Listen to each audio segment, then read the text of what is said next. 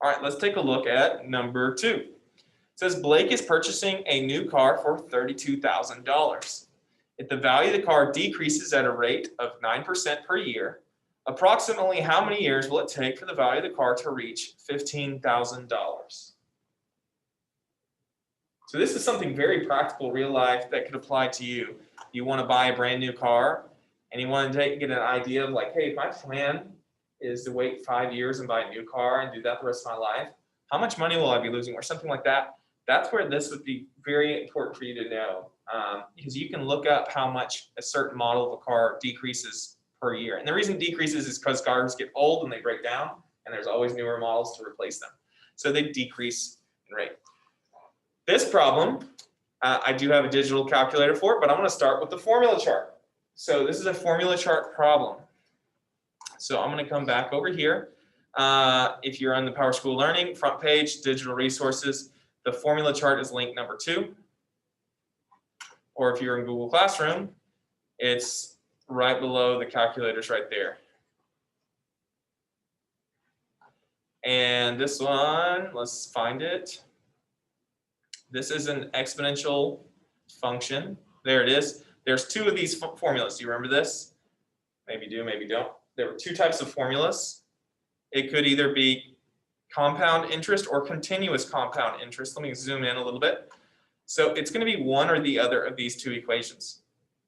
This one over here, compound interest, has to do with if it's compounding a certain number of times per year. That's what the n represented, how many times per year. This one is if it's happening all the time. You would see the word either continuous or you'll see the word exponential.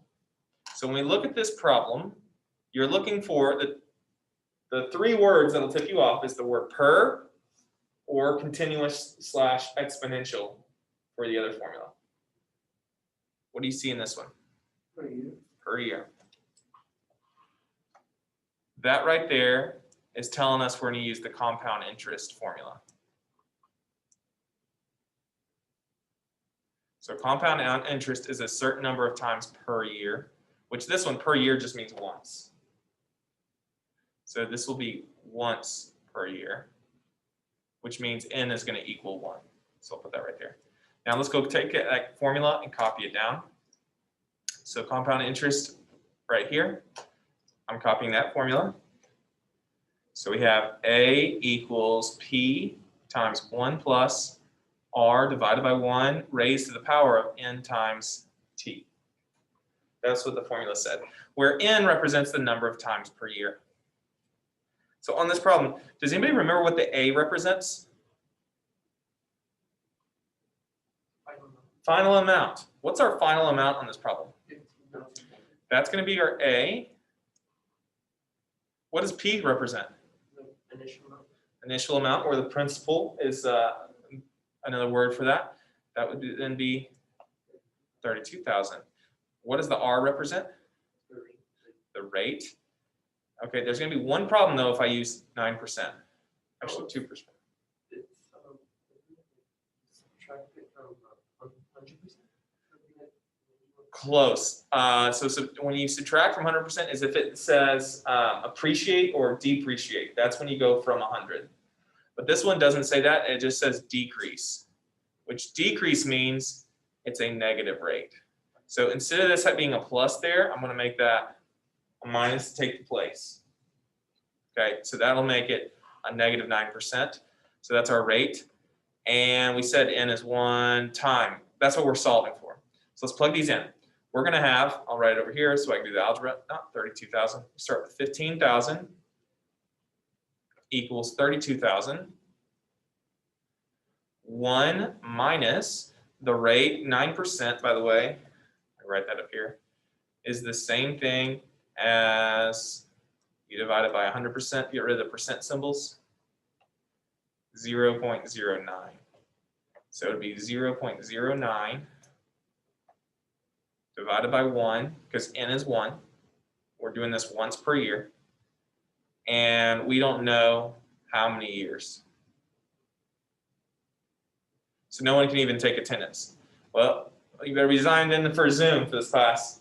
That seems like, so I'm answering a question here on the chat, sorry. The chat's about not being able to take attendance. So just make sure you're assigning the Zoom a whole Zoom attendance here until they figure out passwords.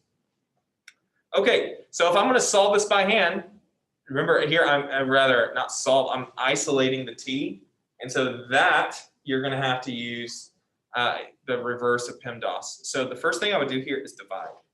So we're going to solve this by hand by isolating the t. That's our technique here. So I'm going to divide by 32,000. That's the first thing I'm going to do. And I'm going to simplify my problem. I'm just going to cancel out these zeros. And I don't think 15 divided by 32 reduces. I'm going to leave it as a fraction rather than a crazy decimal. So I have 15 over 32 equals, and I will reduce this. That's going to be anything divided by 1 is itself. So it's basically 1. I'm going to use money here. $1 minus 9 cents. What's $1 minus 9 cents? 91 cents. 91 cents. So that's the inside of that parenthesis right there.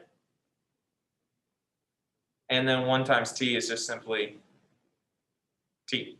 This is an exponential. We have a base raised to a power equals some number. A base raised to a power equals some number. And the way we solve that, if your unknown is the power, is you switch it to a log.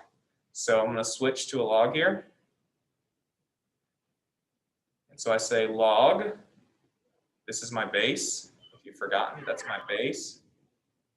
What was the question?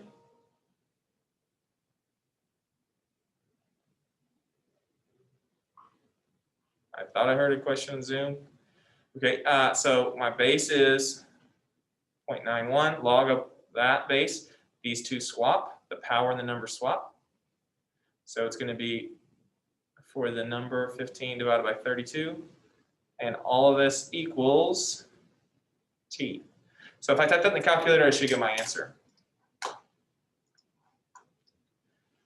Log 0.91 of 15 divided by 32. By the way, if you want to get log from the buttons, you can go to functions, miscellaneous, and you choose that log right there with the base. So that should be our answer, about 8 years. Approximately 8 years would be the answer here. Does it say to round anything? No. Just going to say approximately 8 years. That would be your answer here. So after 8 years, the car has lost over half its value. So do I have a calculator for this? Answer, yes. I have a calculator for pretty much everything that's on the fall ACP. And so to see that, let me just close this one. I'm going to go back. I already have open my Desmos graphs, and I'm going to look for compound interest. There it is, compound interest. I'm going to click this one. And I have the two formulas right there. You type in your values. We said the A is 15,000. The P is 32,000. The rate was negative 0.09.